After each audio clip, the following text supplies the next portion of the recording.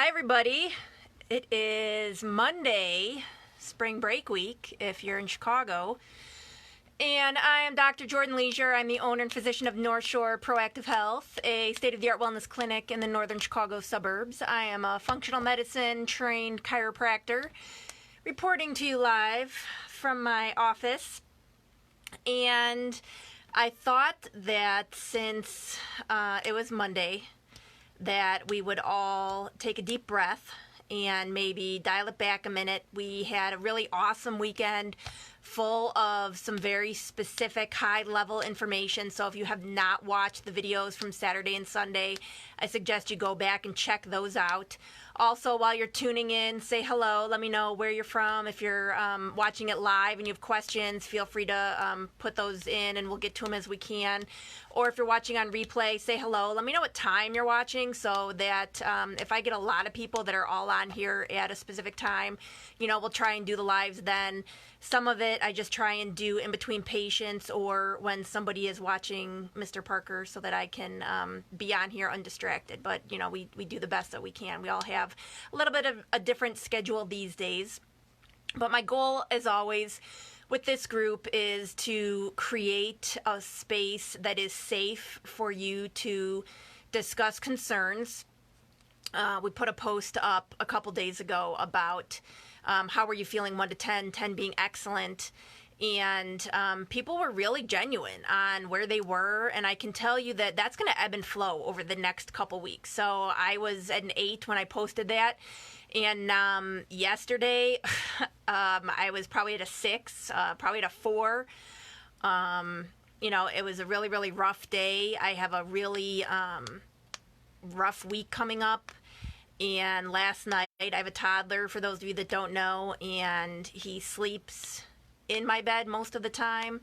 Last night, for some reason, was when he decided it would be a good idea to start sleeping in his bed, yet he wanted me to sleep in his bed with him. So I spent 2 hours in a toddler bed, and for those of you that don't know, that is literally a mattress that goes in a crib. So I'm 5'10". If you haven't seen me in real life, I'm not a little person. So sleeping in a toddler bed did not do my back and neck much favors. So the things that we do for our children. But I digress.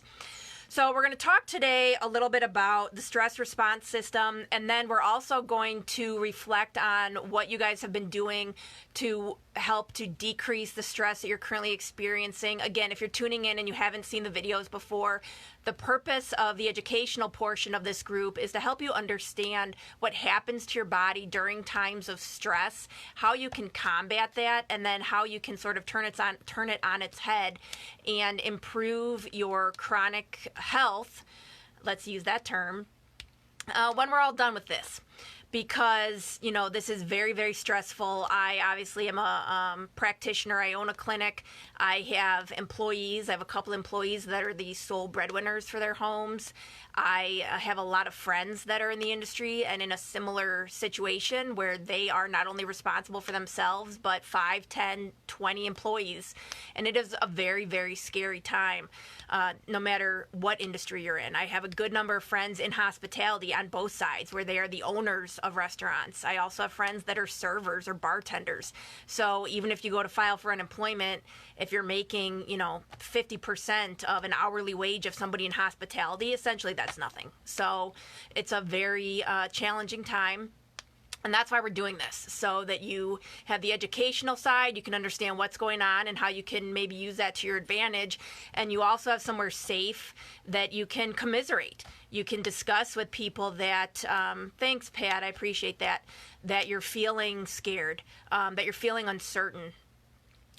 Everybody is in a very different in their life in here, but we can all relate to the unknown. So that was my motivation in doing this. So if you have suggestions, if you have questions, if there's something that you want to know about, as always, feel free to post and I will answer your question as soon as I can. Or maybe somebody else in the group has a similar situation and they would love to share their experience and their knowledge. I also want you to feel that this is safe, but if you're uncomfortable, you can feel free to send me a private message and I will post your question anonymously, and then other people can learn from that as well. So there's plenty of opportunity for learning in here.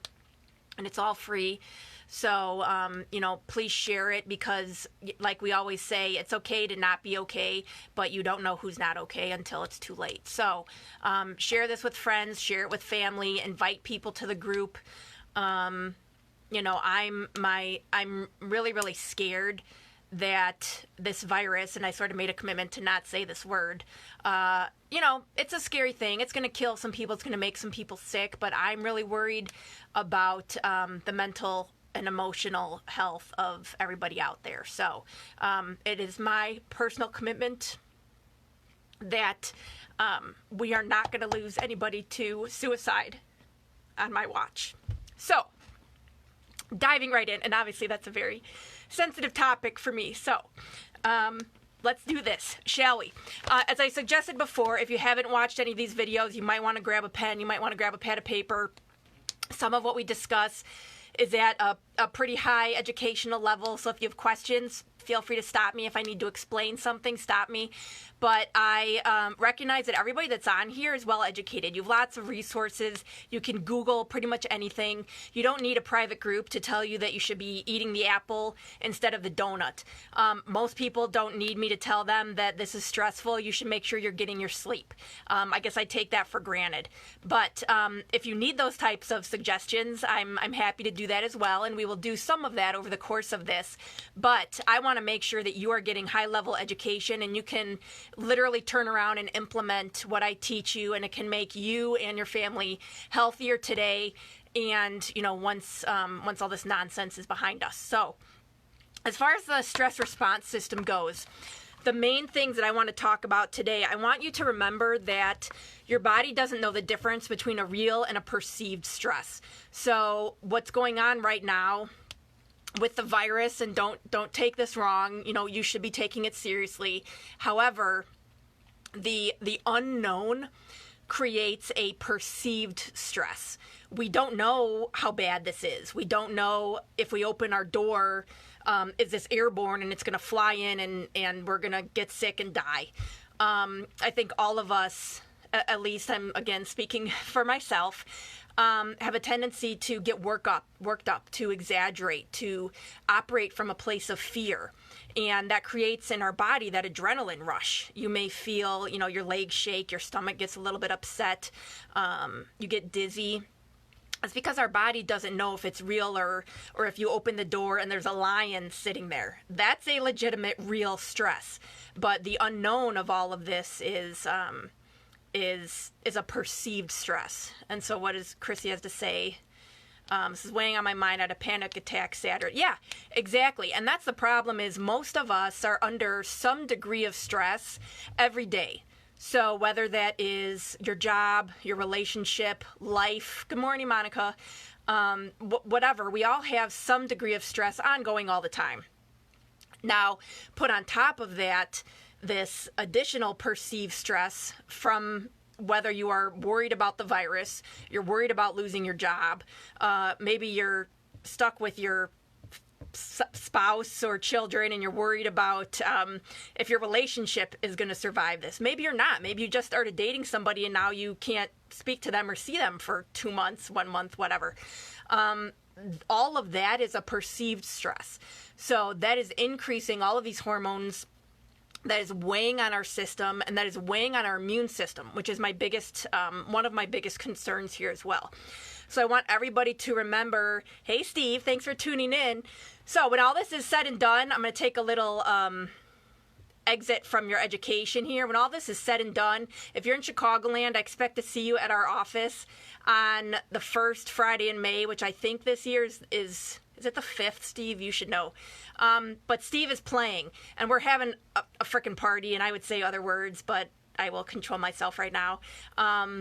But you know that we are going to have one hell of a party. So if we're within driving distance, maybe even take the plane. It's going to be one hell of a party. You might want to be there, but Steve's playing. So, beginning in our brain, stress signals are communicated by direct innervation. So nothing out of the ordinary needs to happen here. There's an immediate response when we have that stress, and we are releasing hormones. That's our fight or flight response. So that's, again, if you picture yourself as an African on the plane and you're running and you're getting chased by the lion, is, do you stay and you can overpower the threat, the lion, or do you run?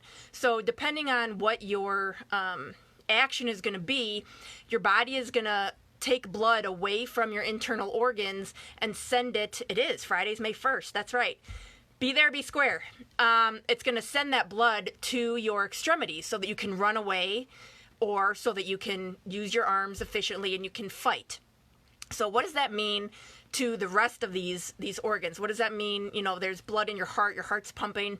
There's not blood in some non-essential organs. So digestion is going to slow down. Your brain, unfortunately, in this scenario, your brain is not essential. So your brain is not going to be functioning as good as it could be. Your thinking gets cloudy. You might not be able to make decisions, you know, as quickly or as efficiently as you could under normal circumstances. And then back to that gut, you know, if our gut becomes ischemic, 80% of our immune system is in our gut. So what does that mean? That your immune system is not going to be working as well as it could or should be if the blood is not there.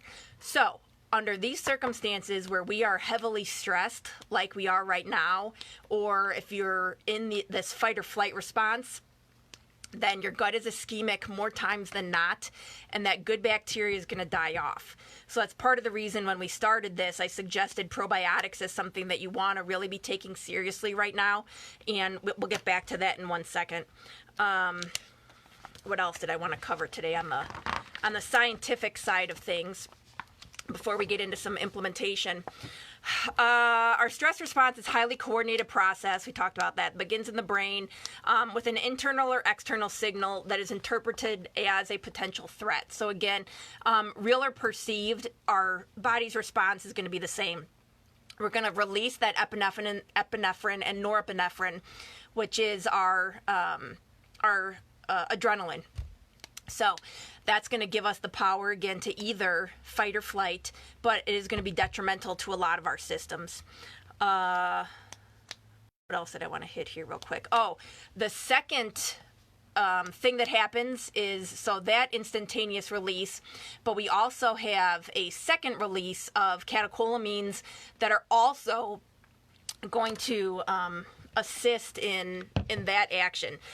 Those neurotransmitters go to our central nervous system. So that is also going to impact our brain and our ability to think and make smart decisions. Now, if that system, like we talked before, some of these systems can be overrun. They can be hyperactive, too much is going on, or they can be hypoactive because you're utilizing them too much. You're way overstressed.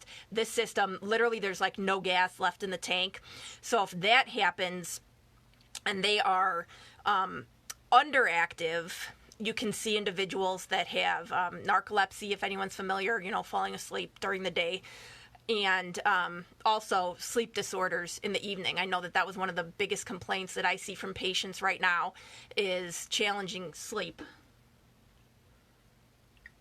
But if they are hyper aroused, if there's too much going on, you can see that in people that are stereotypically diagnosed as ADHD or PTSD. And there are great therapies for both of those things. But I hope that helps to explain how some of these are all intertwined. You know, it's not just about us feeling stressed and we can't sleep and we need to relax. You know, you need to take a Xanax. This is a much bigger problem, and under these circumstances, it's very scary if we are so stressed that we are draining our immune system. So what are we going to do about that? Today we are talking about implementation. So I want everybody, if you get a second here, if you're on here live, or even if you're doing the replay, you can do this as well. I want to know what you're doing right now. So we've had the group like 3 days. I want to know which of my suggestions you've started to implement. So if you've started to follow a more regimented schedule, let me know. That's one of the best things you can do, is making sure that you're going to bed at the same time, that you're waking up at the same time. Literally, even if you have nothing to do, so to speak, I would still like to see you getting up at a regular time and sleeping for the same number of hours every evening. Getting up first thing in the morning and taking a shower and getting dressed is also huge. These times of high stress where we don't have anywhere to go, there's little memes online like I'm changing out of my daytime pajamas and I'm putting on my nighttime pajamas. Yeah, that's very funny. But for those of us that have experienced depression, I can tell you that showering or even getting out of bed in the morning, like the morning routine might just have been turning the television on. So I want you to make a commitment to each other today that, during all this nonsense, even if you have nowhere to be, nowhere to go, I want you getting up and I want you getting dressed. And then what you do after that will vary. If you're following one of these set schedules where you're working out, maybe you're taking a class online, I would say this counts as an educational opportunity. That's awesome. That's great. But please make sure that you're getting up and you're getting dressed. And eating healthy is something we're going to speak very in depth about, because that will have the biggest control over what we're doing. We have to eat. So you might as well do it correctly to help to manage some of this stress. So setting a schedule is one of the easiest things you can do.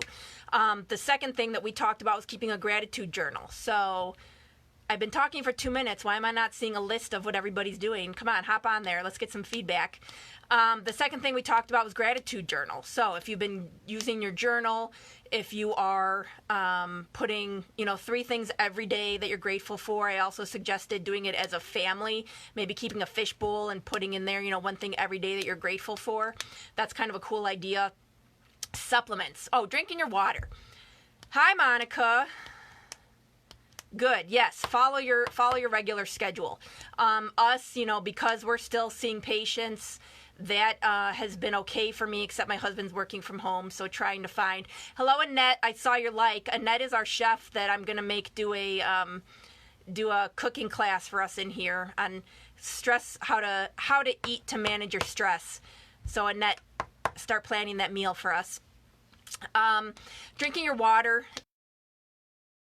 Drinking half your body weight in ounces of water. There are no excuses these days since you're never going to be that far from a toilet. And of course, everybody has plenty of toilet paper. Haha. So no excuse for not drinking your water. So finally, supplements. We talked about these a little bit, and I have hesitated giving too many details because I don't want anyone to think that I'm making recommendations based on our supplement company. For those of you that don't know, I own a supplement company, which we are out of a lot of products like many companies.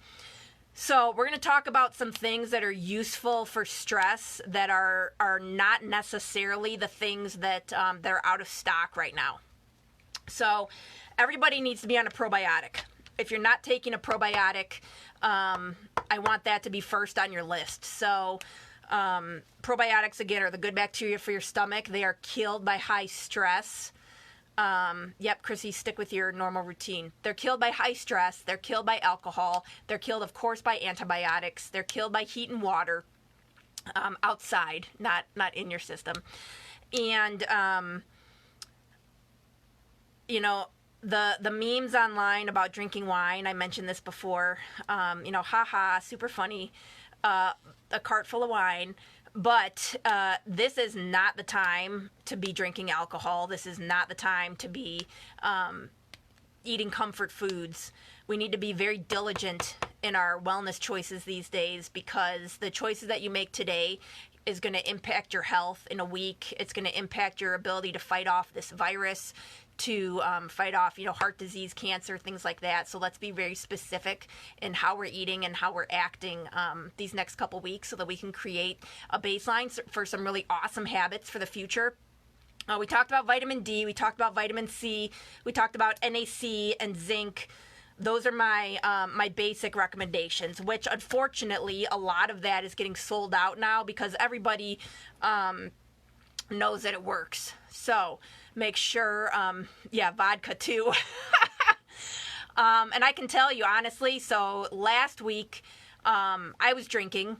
I don't think anything, crazy, but I was drinking a few nights a week, and I decided when I started this group that I wasn't going to be drinking, that I was going to be adhering to everything very specifically that I was teaching. And I think a combination of the inflammation as well as eating, obviously, homemade meals, and we haven't been doing any carry out. I'm down 4 pounds since Friday. Yay me. I hadn't weighed myself before that, and I don't know how long, but I figured I would do it just for the hell of it. So set out some goals for yourself over these next couple weeks. I would say make a 2-week goal, and a 1-month goal, and a 2-month goal. And that's not necessarily weight related, but it could be that you want to be working out 3 times a week, you want to be working out 5 times a week, you want to lose 2 pounds a week, you want to only do carry out 1 time a week, whatever that may be, whatever specific for you. I think that would be awesome. Okay, Pat, what are you doing? Yeah.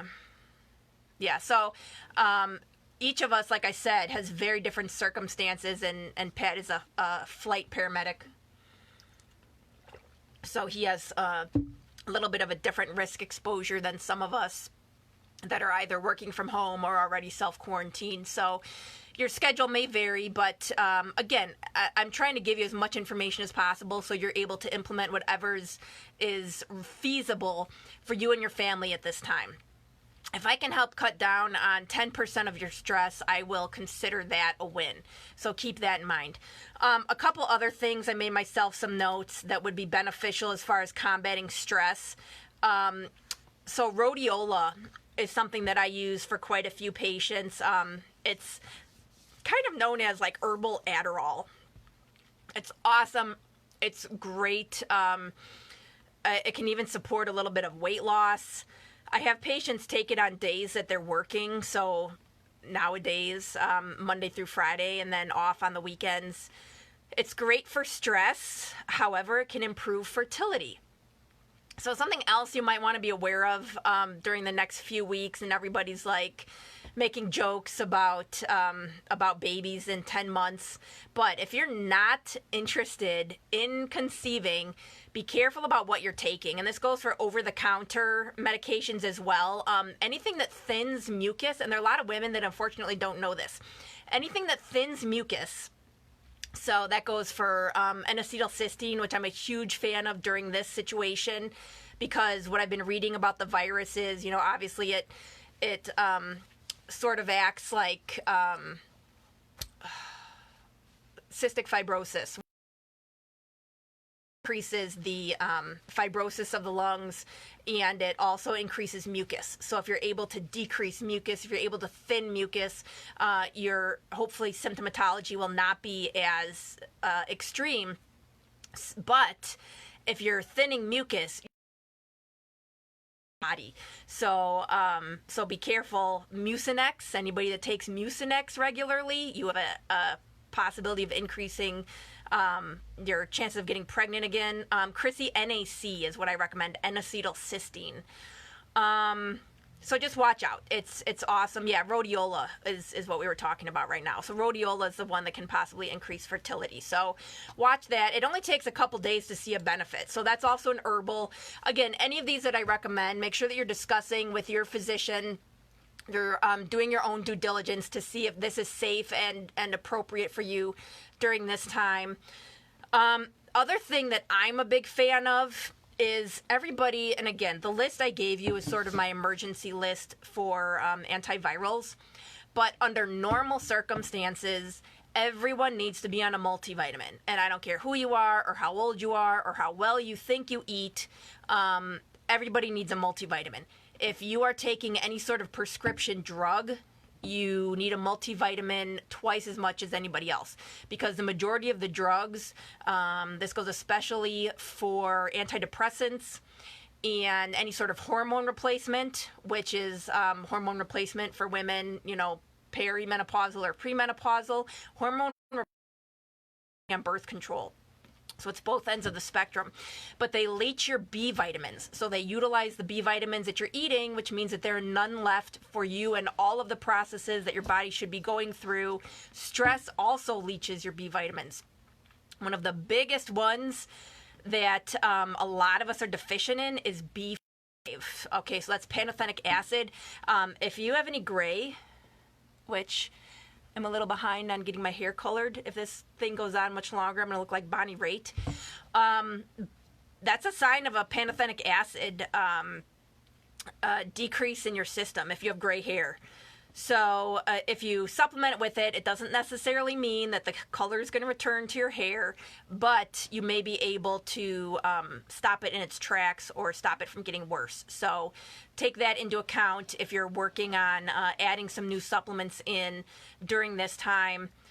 What else does this do? It's very useful in lowering cholesterol, which a lot of individuals have a challenge with, and depending on how you're planning on eating these next couple weeks, you may notice that your cholesterol goes up from your inflammation, your lack of activity, and your diet.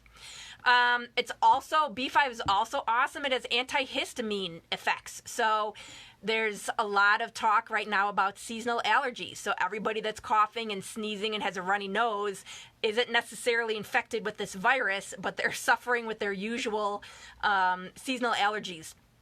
So think about, possibly increasing your B vitamins so that you or your family isn't suffering with that. I'm a big fan. We use a product called Seasonal Life, and it is Seasonal Life for adults and also Seasonal Life for children. The children's one is a chewable, but that is fantastic this time of year. I, knock on wood, don't have seasonal allergies, so I don't take it myself, but I do give it to quite a few patients, and they have remarkable results. So individuals that have been suffering for years really, really like that. What else can we talk about? Okay, so anybody that's having pain or anybody that has seen recommendations during this time on increasing painkillers for this virus, which again, I don't understand because I've never taken a painkiller with a head cold or had body aches. So I'm coming from a professional standpoint, not a personal experience.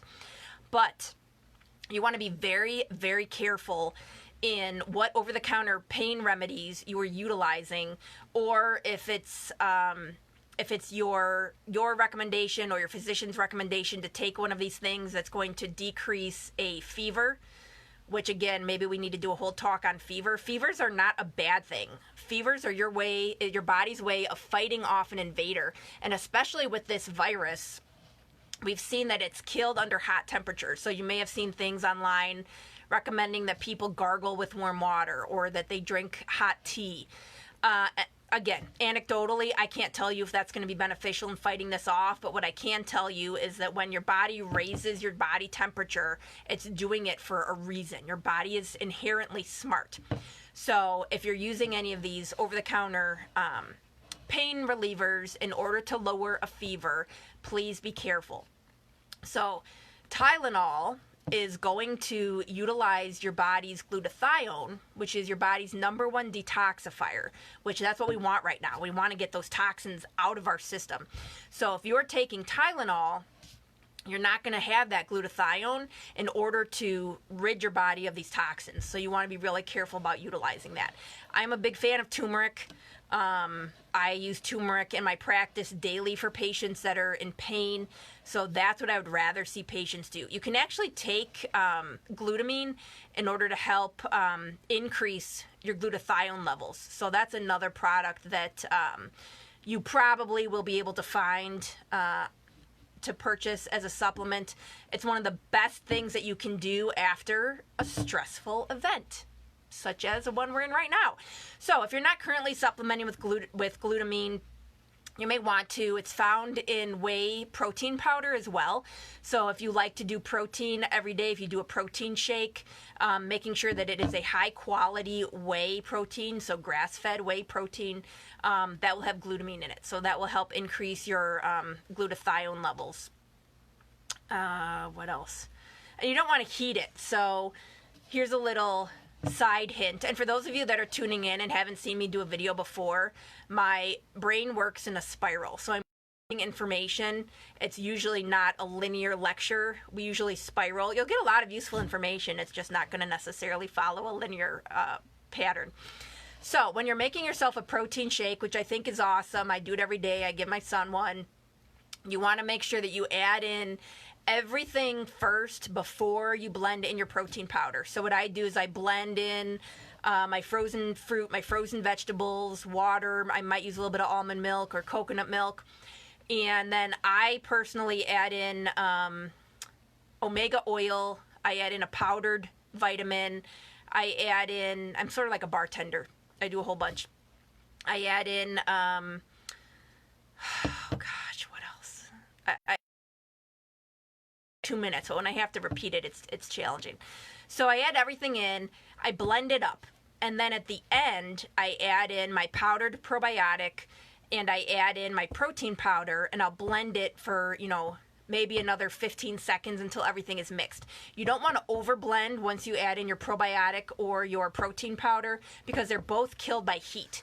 So you want to watch what you're doing, how when you're adding those things in. We also talked quite a bit about inositol. So inositol, which is, again, I'm still doing it every day. It's great for anxious depression. It is identical to SSRIs. When it comes to anxious depression, it is identical to taking an SSRI as far as effectiveness. I, of course, would like to see everybody working out because studies on depression show that working out is as effective as taking an SSRI. And again, please check with your physician before adding in or modifying any protocols. But taking about 6,000 milligrams every 8 hours is great for panic attacks. So if you've never had a panic attack and with this additional stress, you're noticing some of those things, please consider inositol. It's a B vitamin family. It's fantastic. I've also used it for manic depressive patients. There's a lot of options. So you might want to do a little bit of research on that one. It's a really good one. I have noticed that a handful of the orders, again, that we are placing on Salutogenic Life, we're out of a handful of things. But what I wanted to offer everybody, and I'll put a link up on the page, is I'm a member of a company called Full Scripts. And what I can do with that, if you're not familiar, is if you want to send me a private message and give me your email if there's something that you're interested in taking and you're having trouble finding it, or you want to make sure you're taking a high-quality physician-grade version of that product, let me know. Essentially, place your order in a private message to me, and I'll set you up with an account, and all orders placed through April 15th will be 15% off. So hopefully I can get you a better quality product at a cheaper price than you would if you were just to search online right now. And honestly, I don't even know if you'd be able to find it. So if that's interesting to you, send me a message. I thought that would be helpful in getting everybody the quality supplements that they're looking for. So are there any other questions? Is there anything that I can answer? If you're taking any of these products, again, make sure you're taking enough of them. Vitamin C you want to be taking to bowel tolerance. We talked about that. Zinc, please make sure you take with food because it will give you an upset stomach if you take it without food. But I wanted to take it a little bit easier today because we did go over a lot of information the last 2 videos. So watch those, get up to speed. And today was a little bit more about implementation. So I want everybody, while we're here, if there aren't any questions, let's do a quick breathing exercise. No matter where you are, if you're watching in bed, sit up. If you're sitting at a desk, I want you to sit up straight, put your feet flat on the floor, and your arms are wherever is most comfortable for you. So some of us, if you've done yoga, set your arms face up, so flat on your lap. It means you're welcoming energy from the universe. If you're pretty good, you can put your hands, cross them on your lap, face down. Breathing. So most of us have what I call put our jeans on Pilates breathing. And what that means is that we're very, very tight in our chest. We keep our stomach tight so that we can fit into our jeans. and we put all our air here. So you may notice people breathe and their shoulders go up. If that's you, if you can relate to this, we're going to stop that habit. So what I want you to do is put the hands in whatever position is comfortable, and go ahead and take a breath in. So we're going to breathe in for a count of 4, and exhale for a count of 4. I want you to try that one more time, but this time I want you to breathe in for a count of 4 and force all that air into your belly. So as you breathe in, it's not your shoulders that are moving up as much, it's the belly. So your belly is going to be expanding. So go ahead and breathe in for a count of 4. When you get there, I want to hold that. So don't exhale, hold it. 3, 4, and now exhale, blow all that out for a count of 4. And I had talked about this previously. Whenever I lecture, I'm very visual. So I like people to breathe, picture that you're breathing into a box. So inhale for a count of 4, hold that for a count of 4, exhale for a count of 4, hold that for a count of 4.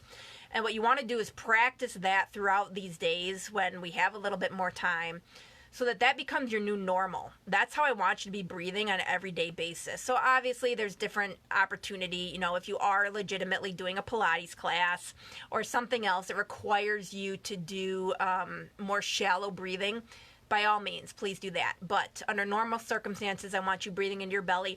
It will help you relax, which all of us obviously need. It actually helps to decrease heart rate. It will help modulate the immune system, because we're not in that fight or flight response, and helping with sleep. So that's my goal. It's one of the things that I do when I lay down for bed to help relax and get me ready for bed. So if there aren't any other questions, we will wrap up today. I hope that you found some of this information handy. Implementation is really the key here. So I hope that you're learning a little bit about what stress is, how it's impacting us, and then because of that, making some that you've probably learned elsewhere, but you never figured there was really, again, besides maybe looking good for an event, any real reason. Thanks, Jessica, for tuning in. Any real reason for making those choices. And I have found after 14 years in practice that if patients understand why, we are much more apt to integrate new and better choices. And also setting out those goals. So that's your homework for the next couple days, is getting in a routine where you are writing down goals and then maybe looking at them. You can put them with your gratitude journal.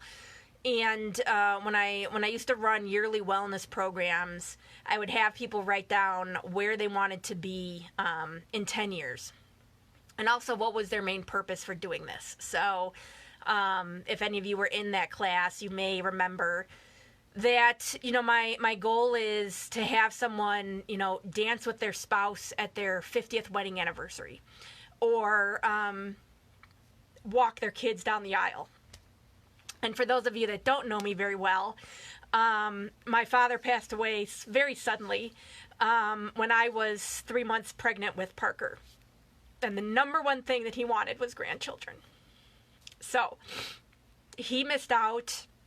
And it was because he was young, he was 68, and for the majority of his life, he made some very poor health decisions.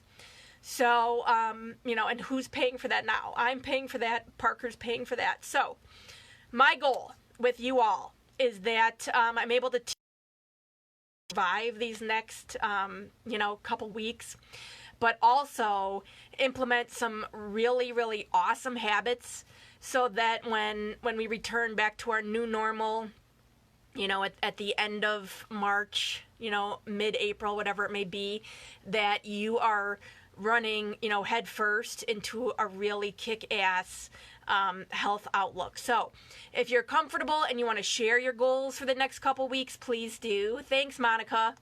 Love you too. Please do. Please share your goals, motivate others. Again, this group is not about me. This group is about you guys. So whatever works best for you, please let me know. Thanks, Chrissy, for tuning in. let me know. Let me know what you want to know about. Let me know what would help. For most of us, I think we just don't know. You don't know what to do. So that's what we're here for. Some accountability, some knowledge, some fun, a safe space that doesn't discuss what 24/7 down your throat. So share cool stuff. If you have a recipe that you're working on, if you have a new exercise, if you have a photo of your kids doing something stupid, just wait. There's fun assignments coming, or your pets. Let's have a safe community where we can all take a deep breath and honestly, proactively bitch, let's say, but have some tools where we're going to implement and we're just going to crush this. So I love you all. Thank you for tuning in, and I will see you tomorrow. Bye-bye.